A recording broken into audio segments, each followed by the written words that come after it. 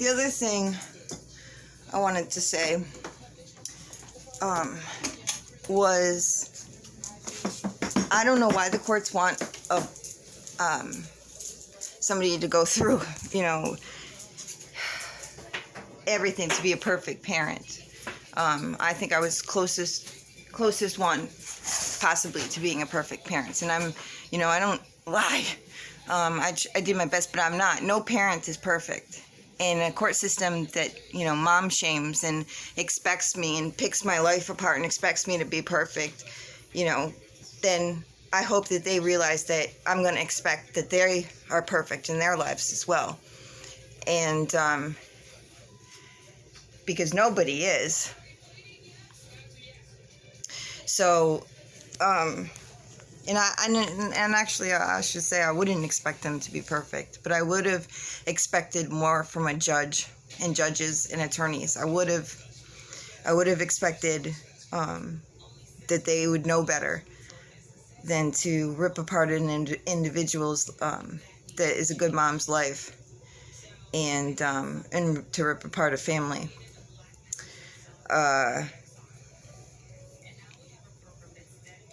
To be a mom, you don't have to be perfect. My gosh. But you should be a respectable, citizen, and you got to love your kids, obviously.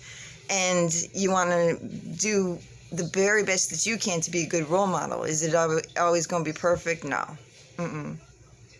But that's life. That's,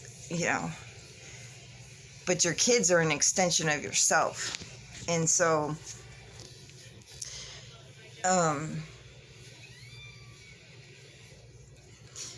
but no person is going to be perfect. And that's what being a parent's all about. You learn about yourself. And then you want to better yourself because you want your kids to look at you with awe and admiration. You want your kids to be able to say, "That's my mommy. That's my mom."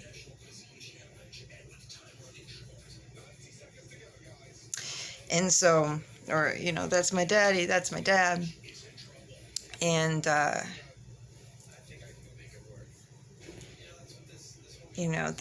I had that with my kids. They were great kids. I am very blessed. I hope that they know how much I love them anyway. And I hope I get to see them soon. The sun and the moon and the stars all, to me, and God, but it revolves around, them, and I want to see them have, their grandkids and stuff, my grandkids, and for them to have their grandkids and be like, we learned our values and our morals from our mom, and, we have our strength, and to be able to have those big, large family dinners and things like that where people are able to sit down in a mature way and to respect one another and to support each other. And, yeah, you can have different political viewpoints, but, fighting over that is not good. Appreciate, respect, and listen, and, or just don't, bring the subject of politics up, but you can, as long as there's that respect, the maturity, then family doesn't even have to always like each other. But you've got to be able to communicate and to have, healthy individuals. And I had, I was raising my kids good and everything, and I'm not sure what happened to my ex-husband, what happened to him. I have no idea, because we were raising really good kids. And for the most part, I was, but I did almost everything. But you get what I'm saying. For a bunch of the time, we were happy, so at least I thought. In a court system, being involved just, And now we got the court systems ruining all kinds of families. And, I was talking with a coworker of mine today, and was talking about how DCF needs somebody like me to basically run it. And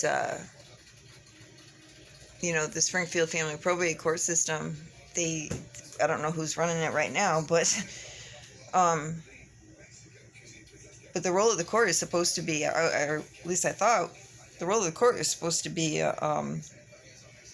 a place where if individuals are not mature enough to handle things and are not able to legally divide up the properties and all that kind of stuff, are not able to resolve things on their own, that's the place that's supposed to help families, not make the situation a gazillion times worse.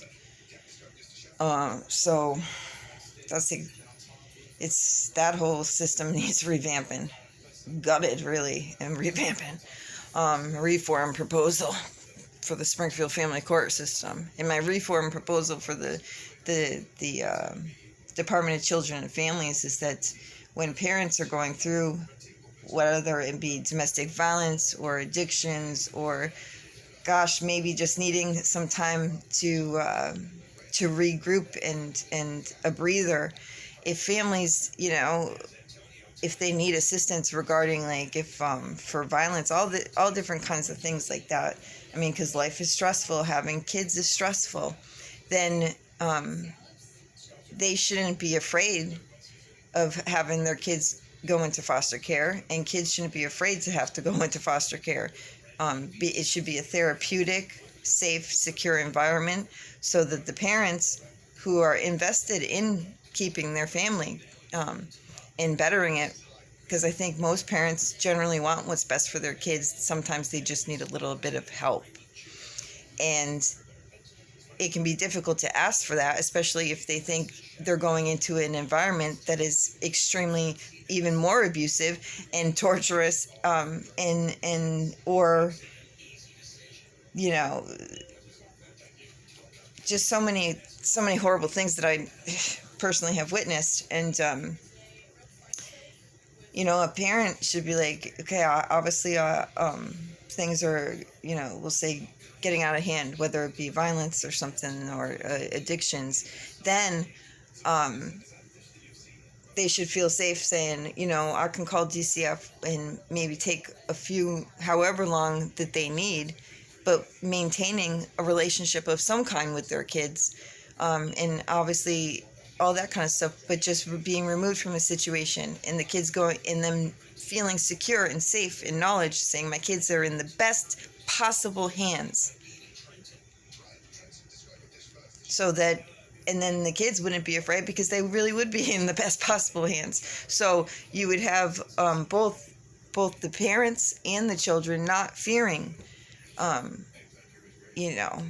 the way that DCF goes about things and the police go about things is entirely wrong. They rip kids, for my situation, they rip kids out of a perfectly loving household. It was domestic violence, but all they had to do is provide me and the kids with safe housing, and we've been okay. And assistance, but taking kids out and putting them into an abusive situation was abusive to my kids. And I personally witnessed the soles of their shoes falling off their feet, and worse things. And so the way that they take kids in the middle of the night with no warning, ripping them out of a peaceful slumber. The Department of Children and Families should be more than ashamed of themselves. They lack being trauma informed. What kind of idiot is running the Department of Children and Families? What kind of a moron? The kids, we were all sleeping. What? Come on. You don't do that. I had that done to me when I was a little kid. And it was like having flashbacks. I'm pretty sure, and unfortunately, Miss Stoddard was aware of that, and I'm pretty sure it was done with deliberate and intent in my case. But either way, I'm sure that they do that to a lot of families, And instead of, having some kind of like meetings and saying, okay, well, we're going to have the kids, for instance, if the kids can't stay with the parents and they agree to have a couple different meetings, have them meet the foster family, and then, all that. So there's not just a black to white kind of thing, or white to black kind of thing, where the kids know what to expect, know that, the individuals, they're not just thrown, because, just being thrown from one situation to another, and them not even being familiar with the environment and anything like that is trauma. It's traumatic. And I'm going to bring up something like, let's say, if you go on vacation, sometimes people get we'll say constipated, not being able to go to the bathroom because of just like the stress of just being in a different location. Things that I pay attention to that nobody else does. Or at least it doesn't seem that way,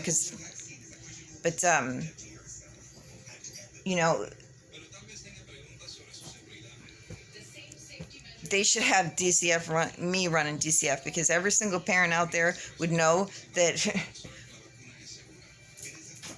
If I ran it, I'll revamp it, gut everything, man.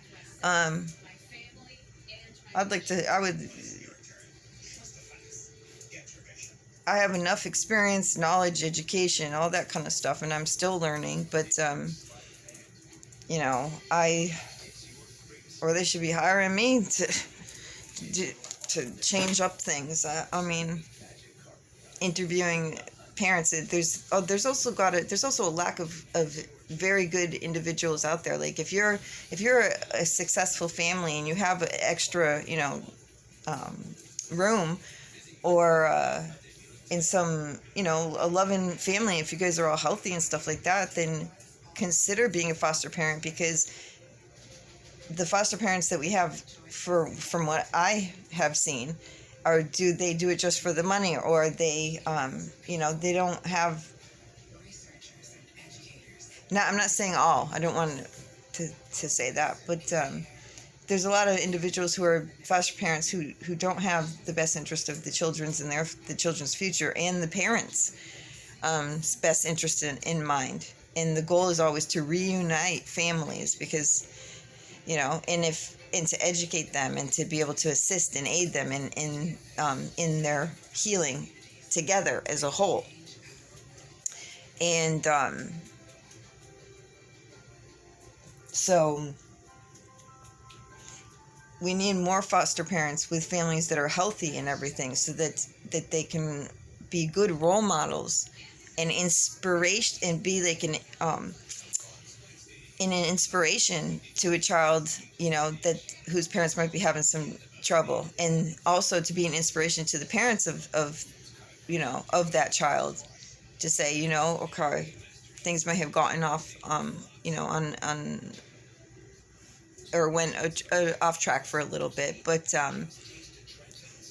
this is, how a healthy family dynamic is, and not to rub it in their, face or whatever, but to just by the act of being in such a healthy environment and seeing how things are, would inspire, whether they realize it or not. And I don't know, someone like me, if you're a foster parent, you want to even better yourself, because you know that somebody is looking up to you as an inspiration, as a role model, as someone who can guide them. So for me, I'm sometimes don't make all the best possible choices, but someone like me, like I did the best that I could with my kids. They made me want to be a better person, and I know that if I'm a foster parent again, or I'm able to adopt, and having custody of my kids, I know I have a few changes that I gotta make, like stop swearing so much, and to I would reach for even more healthy food. I don't eat badly or anything, but I would be trying to better myself because I know that I'd be having little ones watching me. And so that's why I think I would make a good foster parent or adoptive parent.